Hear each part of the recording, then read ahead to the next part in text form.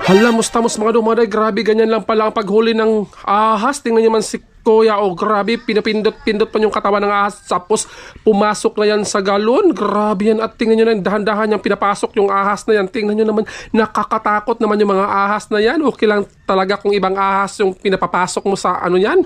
Grabe talaga yan. Nakakahirap talaga yan. Nakakalisod yan ginawa ni Uncle. Oh, ang ikog ng ahas na yan, napakaliit na.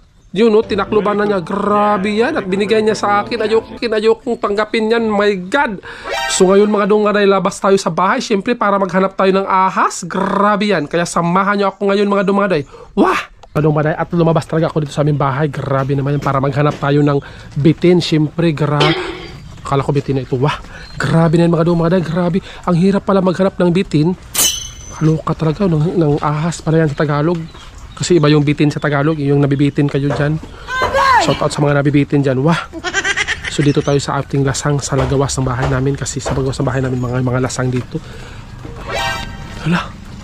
Akala ko sawa na yan. Akala ko ano na yan, ahas na yan. Grabe yan. Naghanap talaga dito ha. Oh my God, ano yan? Yan. Parang may narinig akong tunog dito ha. Sana kaya yun? Hala! Wah!